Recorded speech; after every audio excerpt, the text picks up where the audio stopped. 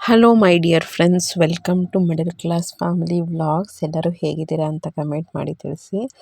ಇವತ್ತು ಅಲ್ಲಿ ಮನೆ ದೇವರು ಹೋಗಿದ್ವಲ್ಲ, ಅದರ ನೆಕ್ಸ್ಟ್ ಡೇ ವ್ಲಾಗ್ನ ಶೇರ್ ಮಾಡ್ತಾ ಇದ್ದೀನಿ. ಜೊತೆಗೆ ಒಂದು ಮೋಟಿವೇಶ್ನಲ್ ವೀಡಿಯೋನು ಡೆಫಿನೆಟ್ ಆಗಿರುತ್ತೆ. ನೆಕ್ಸ್ಟ್ ಡೇ ಎದ್ದಿದ್ದು ಆಲ್ಮೋಸ್ಟ್ ಒಂದು 5:30-6 ಆ ಲೆವೆಲ್ಗಾಗಿತ್ತು. ಯಾಕೆಂದರೆ ಮಲಗಿದ್ದೆ 1:30-1:45 ಆಗಿತ್ತಲ್ವ. ಅಲ್ಲಿ ವಾತಾವರಣ ನೋಡೋಕ್ಕೆ ತುಂಬ ಚೆನ್ನಾಗಿತ್ತು. ಸೌದೆ ಎಲ್ಲ ತಂದಿದ್ವಿ. ಆಮೇಲೆ ಹಿಂದಿನ ದಿನವೇ ಸೋಪು ಮತ್ತು ಸ್ಕ್ರಬ್ಬರು, ಪೇಸ್ಟು ಎಲ್ಲ ತಂದಿದ್ವಿ. ಏಕೆಂದರೆ ಪ್ರತಿಯೊಬ್ಬರಿಗೂ ಬೇಕಾಗುತ್ತೆ ಅಲ್ವಾ. ಹಿಂದಿನ ದಿನವೇ ಅಲ್ಲೇ ಹಳ್ಳಿಯಿಂದನೇ ಎಲ್ಲ ತೊಗೊಂಬಂದಿದ್ವಿ. ನೆಕ್ಸ್ಟ್ ಎಲ್ಲ ಫ್ರೆಶ್ ಅಪ್ ಆಗಿ ಈಗ ಇನ್ನು ಸ್ವಲ್ಪ ಮೈನರ್ ಕೆಲಸ ಇತ್ತು, ಅದನ್ನೆಲ್ಲ ಮುಗಿಸೋಣ ಅಂತ ಮುಗಿಸ್ಕೋತಾ ಇದ್ದೀವಿ. ಯಾವುದೇ ಹಬ್ಬಕ್ಕಾಗಲಿ, ಯಾವುದೇ ಪೂಜೆಗಾಗಲಿ, ಏನೇ ಒಂದು ಜಾತ್ರೆ ಏನೇ ಇದ್ದರೂ ಕೂಡ ನನ್ನ ಸಜೆಷನ್ಸ್ ಏನು ಗೊತ್ತಾ, ಎದ್ದಿದ ತಕ್ಷಣ ಸ್ನಾನ ಮಾಡಿದ ತಕ್ಷಣ ಫಸ್ಟು ರೆಡಿ ಆಗಿಬಿಡಿ, ಆಯಿತಾ. ಆಮೇಲೆ ರೆಡಿ ಆಗ್ತೀವಿ ಅಂದರೆ ಅದು ಟೈಮೇ ಸಿಗಲ್ಲ. ಅದಕ್ಕೆ ನೀವು ಎಷ್ಟು ಬೇಗ ನೀವು ರೆಡಿ ಆಗ್ತಿರೋ ಎಷ್ಟು ನೀಟಾಗಿ ಕಾಣ್ತಾ ಇರ್ತೀರ. ಸೊ ಪ್ರೆಸೆಂಟೇಬಲ್ ಆಗಿ ಆರಾಮಾಗಿ ಲುಕ್ ಇರುತ್ತೆ ಅಲ್ವಾ. ಸೊ ಯಾವಾಗಲೂ ನೀಟಾಗಿರೋದು ತುಂಬಾ ಇಂಪಾರ್ಟೆಂಟು. ನನ್ನ ಸಜೆಷನ್ ಅಷ್ಟೇ. ನೀವು ಮೇಕಪ್ ಮಾಡ್ಕೊಳ್ಳಿ, ಅದೆಲ್ಲ ಸೆಕೆಂಡರಿ. ಸೊ ನೀವು ಪ್ರೆಸೆಂಟೇಬಲ್ ಆಗಿ ಯಾವ ರೀತಿ ಇರಬೇಕೋ ಆ ರೀತಿ ಇದ್ರೇ ಚೆಂದ. ಆಮೇಲೆ ರೆಡಿ ಆಗ್ತೀವಿ ಅಂದರೆ ಅದು ಇದು ಕೆಲಸದಲ್ಲಿ ನಮಗೆ ಟೈಮೇ ಸಿಗಲ್ಲ. ಸೊ ಅದಕ್ಕೆ ನಾನಂತೂ ನೀಟಾಗಿ, ಸುಮಾರು ಜನನೂ ಅಷ್ಟೇ, ಅಲ್ಲಿ ನೀಟಾಗಿ ಎಲ್ಲ ರೆಡಿ ಆಗಿಬಿಟ್ಟು ಎಲ್ಲ ಕೆಲಸಕ್ಕೆ ಇಳ್ಕೊಂಬಿಟ್ವಿ. ಆಮೇಲೆ ಅದು ಸ್ವಲ್ಪ ಈರುಳ್ಳಿ ಎಲ್ಲ ಫೈನ್ ಚಾಪಿಂಗ್ ಮಾಡಬೇಕಿತ್ತು, ಮತ್ತು ಏನದು ತೆಂಗಿನಕಾಯಿ ಎಲ್ಲ ಫೈನ್ ಚಾಪಿಂಗ್ ಮಾಡಬೇಕಿತ್ತು. ಅದನ್ನೆಲ್ಲ ಮಾಡ್ತಾ ಕೂತ್ಕೊಂಡಿದ್ವಿ. ನನ್ನ ಮಕ್ಕಳೆಲ್ಲ ಇನ್ನೂ ದೊಡ್ಡೋಳು ಎದ್ದಿದ್ಲು, ಚಿಕ್ಕವಳು ಆಗ್ತಾನೆ ಎದ್ದಿದ್ಲು.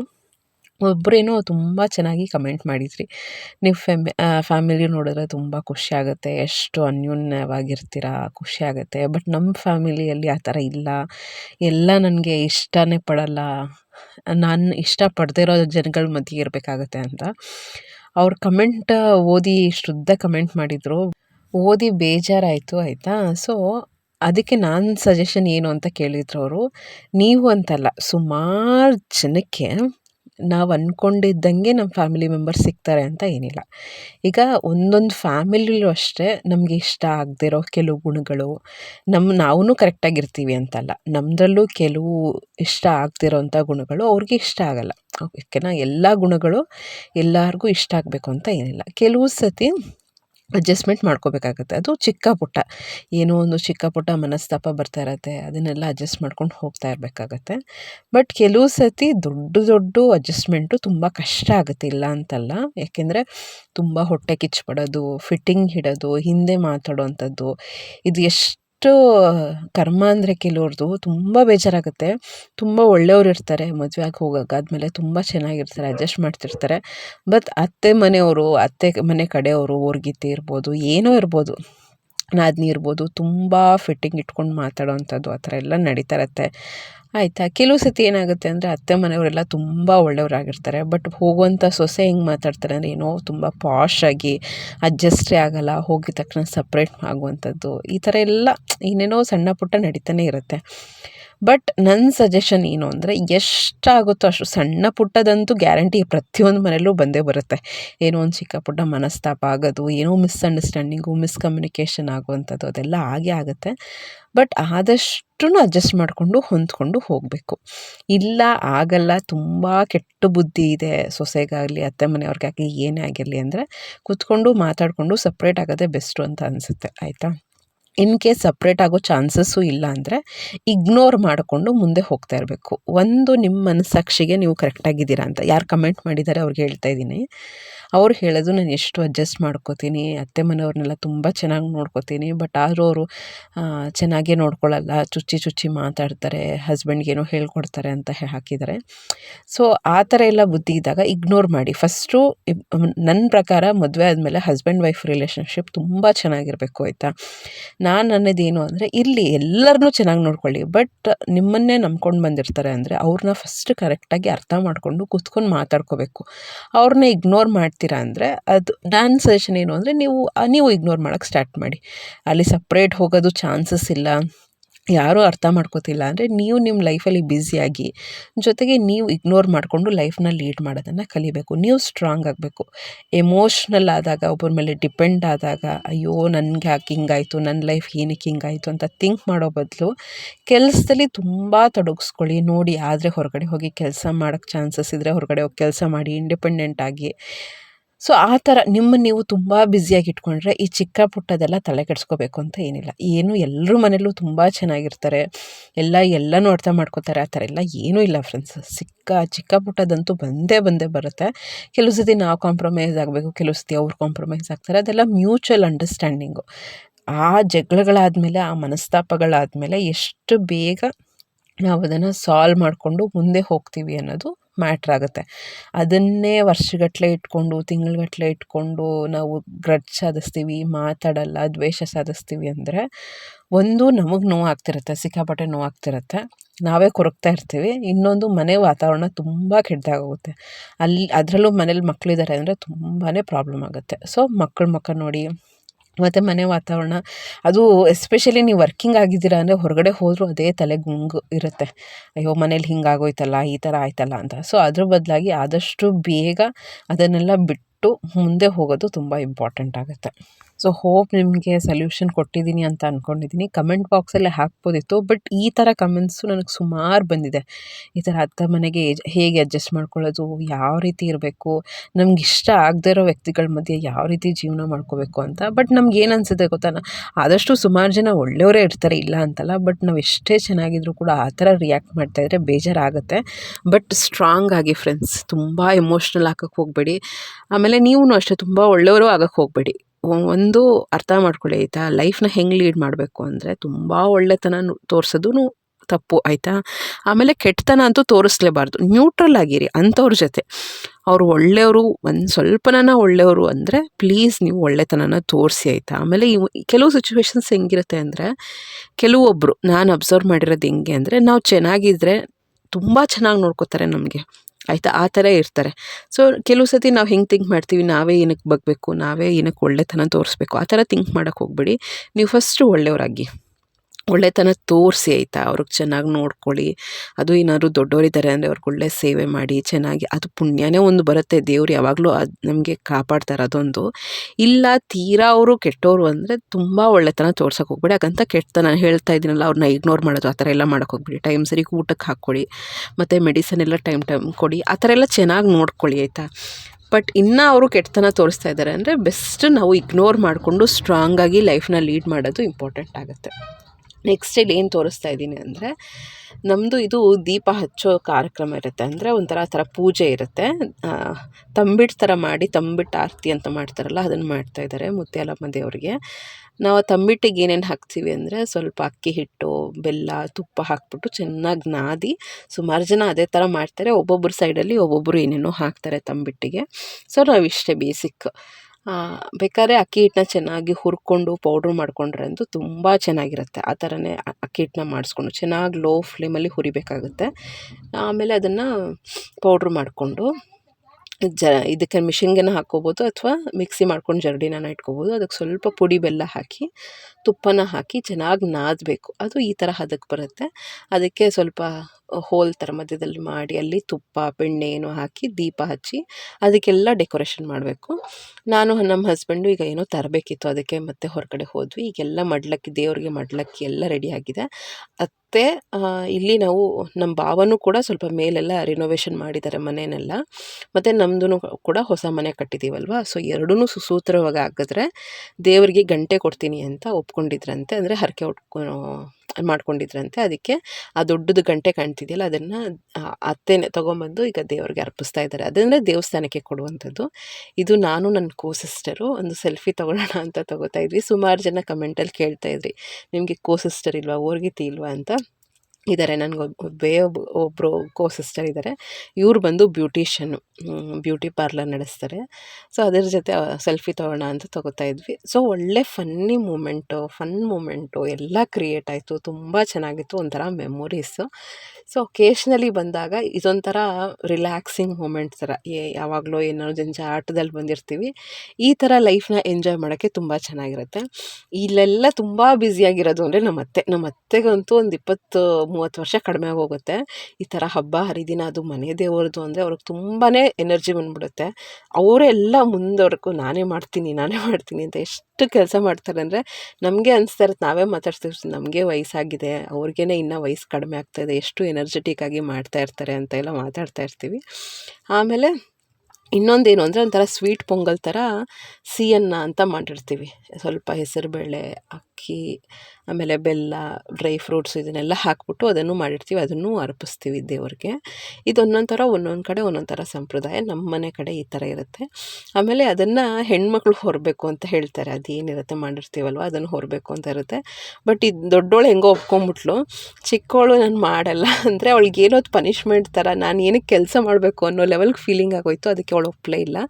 ಅದಕ್ಕೆ ನಮ್ಮ ಅತ್ತೆ ಏನು ಪರವಾಗಿಲ್ಲ ಬಿಡು, ಮಕ್ಕಳನ್ನ ನೋಯಿಸ್ಬಿಟ್ಟು ಯಾವ ಶಾಸ್ತ್ರನ ಮಾಡಬಾರ್ದು, ಪರವಾಗಿಲ್ಲ ನಾವೇ ನಮ್ಮ ಹೆಣ್ಮಕ್ಳು ಇದ್ರಲ್ಲ ಅಂದರೆ ಮಂಜಕ್ಕ ಅವರೆಲ್ಲ ಇದ್ರಲ್ಲ, ನಾವೇ ಹೊರ್ತೀವಿ ಅಂತ ಅಂದ್ಕೊಂಡು ದೇವ್ರಿಗೆ ಹೋಗಿ ಬಂದ್ವಿ. ಈಗ ನೆಕ್ಸ್ಟ್ ಟಿಫನ್ಗೆ ಅಂತ ಪುಳಿಯೋಗರೆ ಮಾಡಿಸಿದ್ವಿ.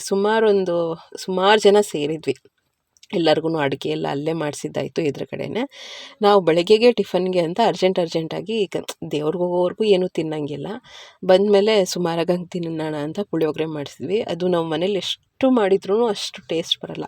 ಅಲ್ಲಿ ಅಷ್ಟು ಚೆನ್ನಾಗಿತ್ತು. ಚೆನ್ನಾಗಿ ಬ್ಯಾಟಿಂಗ್ ಮಾಡಿಕೊಂಡು ಈಗ ನೆಕ್ಸ್ಟ್ ಹೆಂಗಿದ್ರು ಎಲ್ಲ ಕಟ್ ಮಾಡಿಕೊಟ್ಟಿದ್ವಿ. ಅಡುಗೆಯವ್ರು ಮಾಡ್ತಾಯಿದ್ರು ಅಡುಗೆನ. ನಾವು ಕೂತ್ಕೊಂಡು ಏನು ಮಾಡೋದು ಅಂತ ಅಲ್ಲೇ ದೇವಸ್ಥಾನದ ಹತ್ರ ಒಂದು ವೆಂಕಟೇಶ್ವರ ಸ್ವಾಮಿ ದೇವಸ್ಥಾನ ಇದೆ. ತುಂಬ ಚೆನ್ನಾಗಿದೆ. ಒಂಥರ ಬೆಟ್ಟದ ಮೇಲೆ ಒಂಥರ ಹಿಲ್ಸ್ ಥರ ಇದೆ. ಅಲ್ಲಿಗೆ ಹೋಗೋಣ ಅಂತ ಅಲ್ಲಿಗೆ ಹೋಗ್ತಾಯಿದ್ದೀವಿ. ಆಮೇಲೆ ಇನ್ನೊಬ್ಬರು ನೆಂಟರು ಬರಬೇಕಿತ್ತು. ಸರಿ ಕಾಯ್ಕೊಂಡು ಕೂತ್ಕೊಳ್ಳೋಣ ಅವ್ರಿಗೋಸ್ಕರ ಅಂತ ಕಾಯ್ಕೊಂಡು ನನಗೆ ನೈಟ್ 1:45 ನಿದ್ದೆ. ಮಲಗಿದ್ದು 2 ಗಂಟೆ ಆಯಿತು. ಈ ಚಿನ್ನಿ ಬೇರೆ ಒದ್ದು ನನಗೆ ನಿದ್ದೆನೇ ಸರಿಗಾಗಲಿಲ್ಲ. ಆಮೇಲೆ ಮಧ್ಯೆ ಎಬ್ಬಿಸ್ತಾ ಇದ್ಲು. ನನಗೆ ನಿದ್ದೆ ಅಂದರೆ ನಿದ್ದೆ. ಇವರು ನಮ್ಮ ಪ್ರಮೀಳಕ್ಕ ಇದ್ದಾರಲ್ಲ, ಅಂದರೆ ನಮ್ಮ ಹಸ್ಬೆಂಡ್ ಅವ್ರ ಚಿಕ್ಕಕ್ಕ, ಅವರತ್ತೆ.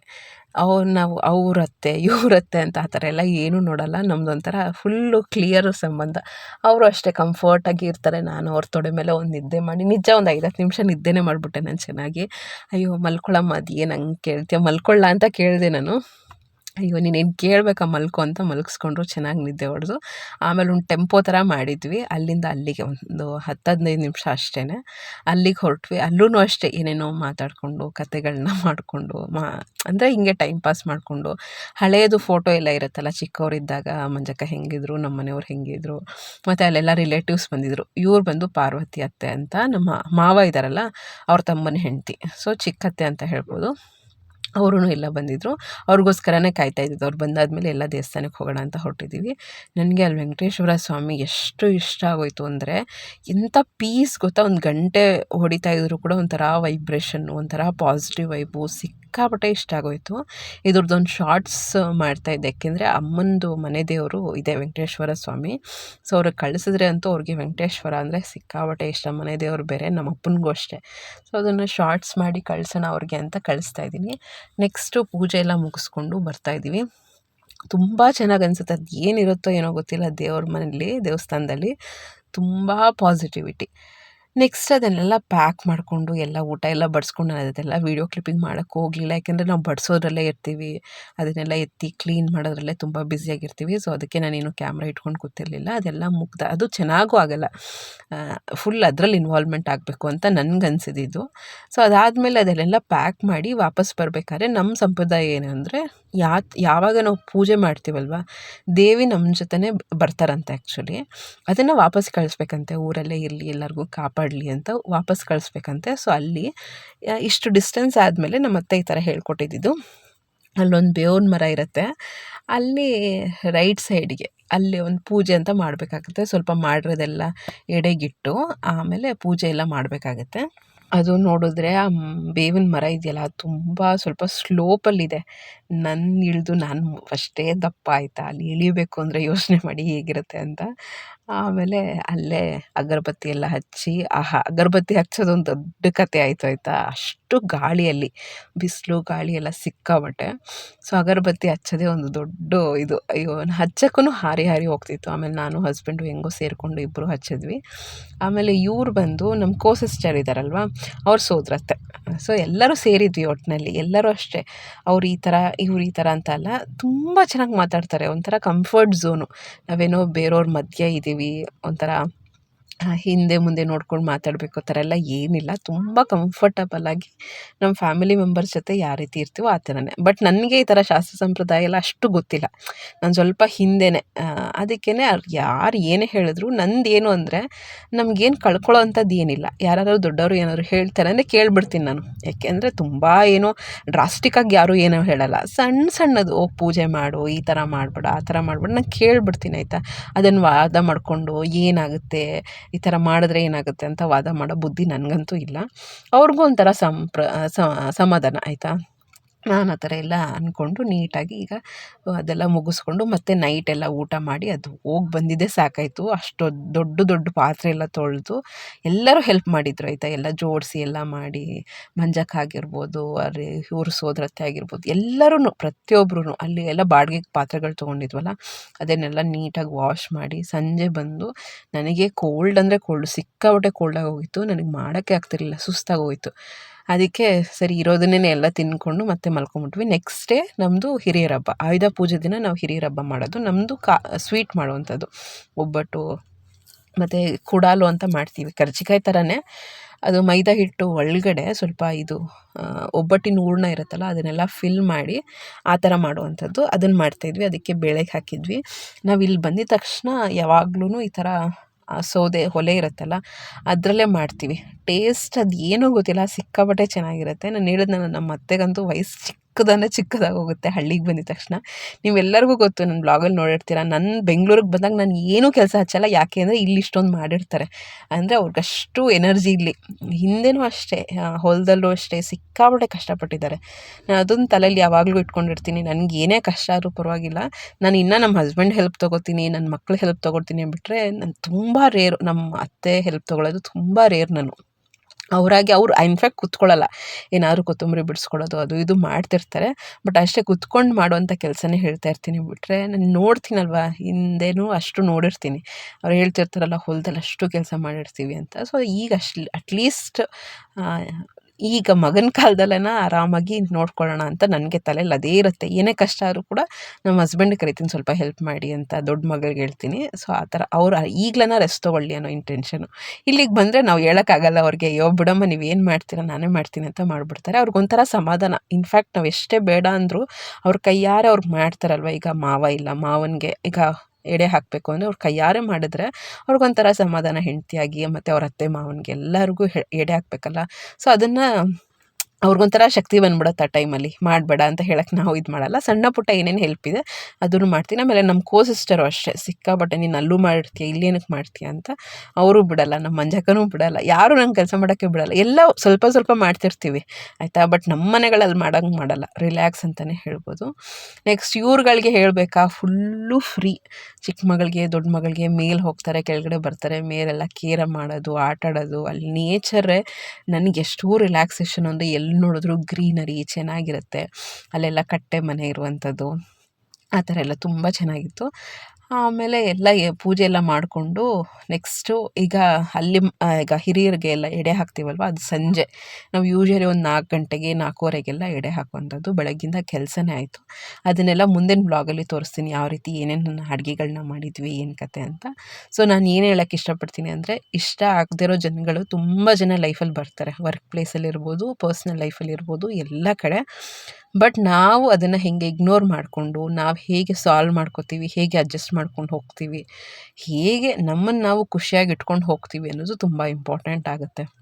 ನಾವು ಕೊರಕ್ಕೊಂಡೇ ಇರ್ತೀವಿ ಅಂದರೆ ಯಾರೂ ಬಂದು ನೀನು ಏನಕ್ಕೆ ಕೊರಗ್ತೆ ಎಷ್ಟು ದಿನ ಕೇಳ್ತಾರೆ, 1-2 ದಿನ ಕೇಳ್ಬೋದು, ಕೊರಗಬೇಡ ಚೆನ್ನಾಗಿರು ಅರ್ಥ ಮಾಡ್ಕೊ ಅಂತ. ಬಟ್ ನಾನು ಕೊರಕ್ಕೊಂಡೇ ಇರ್ತೀನಿ ಅಂದರೆ ನಾವೇ ಕೊರಕ್ಕೊಂಡೇ ಇರಬೇಕು. ಅದಕ್ಕೆ ಆದಷ್ಟು ರಿಲ್ಯಾಕ್ಸಾಗಿ ಲೈಫ್ನ ಲೀಡ್ ಮಾಡೋದನ್ನು ನಾವೇ ಕಲ್ತ್ಕೊಂಡ್ಬಿಡ್ಬೇಕು ಆದಷ್ಟು. ಇಗ್ನೋರ್ ಮಾಡಿ ಫ್ರೆಂಡ್ಸ್, ಯಾವುದೂ ತುಂಬ ಸೀರಿಯಸ್ಸಾಗಿ ತೊಗೊಳಕ್ಕೆ ಹೋಗ್ಬೇಡಿ. ನಾವು ಸೀರಿಯಸ್ಸಾಗಿ ತೊಗೊಂಡ್ರೇ ದ್ವೇಷ ಸಾಧಿಸೋದು, ಅಯ್ಯೋ ಅವ್ರು ಹಿಂಗೆ ಇವ್ರು ಹಂಗೆ ಮಾತಾಡಿದ್ರು ಅವ್ರು ಹಂಗೆ ಮಾತಾಡಿದ್ರು ಅಂತ ಎಲ್ಲ ಯೋಚನೆ ಮಾಡ್ಕೊಂಡು ಕೂತ್ಕೊಳ್ಳೋದು. ಸೊ ಅವರು ವಾಸುಕಿ ವೈಭವ್ ಅವರು ಬಿಗ್ ಬಾಸಲ್ಲಿ ಒಂದು ಹೇಳಿದ್ರು, ಮನಸ್ಸಿಂದ ಯಾರೂ ಕೆಟ್ಟೋರಲ್ಲ ಅಂತ.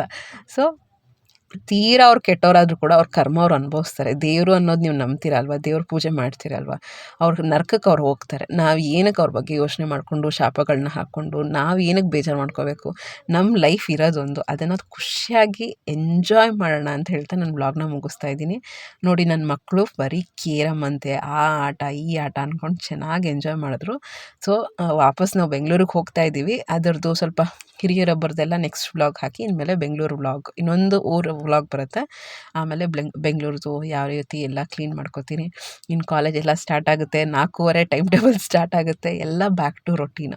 ಅದೊಂಥರ ಚೆಂದ, ಇದೊಂಥರ ಬ್ರೇಕ್ ಆಗೋದು, ಇದೊಂಥರ ಚೆಂದ. ಸೊ ಇಷ್ಟ ಆಗಿದ್ರೆ ಸಬ್ಸ್ಕ್ರೈಬ್ ಮಾಡಿಕೊಂಡು ಲೈಕ್ ಮಾಡಿ, ಶೇರ್ ಮಾಡಿ, ಕಮೆಂಟ್ ಮಾಡಿ. ಲೈಕ್ ಮಾಡಿದ ತಕ್ಷಣ ಕಮೆಂಟ್ ಸೆಕ್ಷನ್ ಹತ್ರ ಒಂದು ಹೈ ಪಾಯಿಂಟ್ ಸಿಗುತ್ತೆ. ನಿಮಗೆ ನಿಜವಾಗ್ಲೂ ಯೂಸ್ ಆಗಿದ್ರೆ ಹೈ ಪಾಯಿಂಟ್ಸ್ನ ಕೊಡ್ಬೋದು. ಮುಂದಿನ ಬ್ಲಾಗಲ್ಲಿ ಸಿಗ್ತೀನಿ. ನಮಸ್ಕಾರ.